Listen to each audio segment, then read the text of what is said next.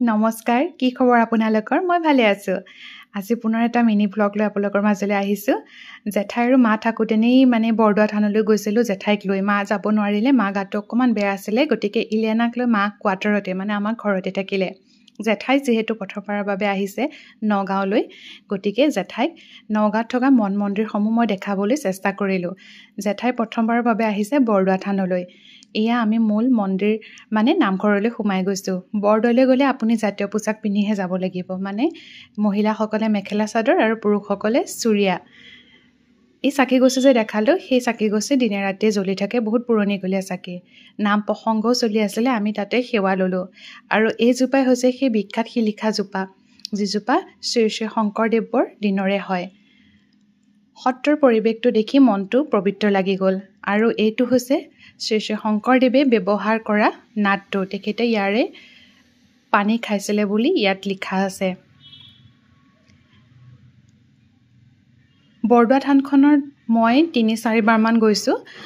সবিশেষ বৰদোৱাৰ বিষয়ে মোৰো বহুত জ্ঞান নাইকিয়া তথাপি মানে যিখিনি জানো সেইখিনি মানে জেঠাইক দেখালো আৰু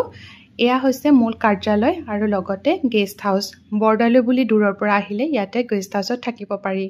আৰু এয়া হৈছে আকাশী গংগাত মানে বান্ধৰ কাম চলি আছে আৰু আকাশী গংগাখন দেখি মোৰ মনটো পবিত্ৰ লাগি গ'ল মানে বহুত বেছি ভাল লাগি গ'ল আৰু এই গছ কেজোপা যে দেখিছে এই গছ কেজোপা শংকৰদেৱৰ দিনৰে বুলি কৈছে বহুত পুৰণি গছ কেজোপা কাটিবলৈ নিদিয়ে বৰদলৈ আহি ভাল পাইছেনে তাও বুলে আহিলে কোনে বেয়া বুলি ক'ব মই কওঁ এয়া বা জেঠাইক অকণমান তেখেতৰ মনৰ ভাৱটো সুধিলোঁ আৰু যে পদূলিটো ইমান ভাল লাগে ন আৰু সেইদিনা খুব গৰমো আছিলে ৰ'দ দিছিলে এয়া হৈছে বৰদোৱা থানৰ বজাৰ আমি তাতে একাপ চাহো খালোঁ জেঠাই যিহেতু আহিছে বৰদোৱা থানলৈ বুলি স্মৃতি হিচাপে শংকৰদেৱৰ এখন ফটো আৰু জেঠাই বোলে য'তে যায় তাতে তেনেকৈ স্মৃতি হিচাপে কিনি লয় মৃত্যুঞ্জয় মন্দিৰতো কিনিছিলে শেষত আমি ঘৰলৈ বুলি উভতি আহিলোঁ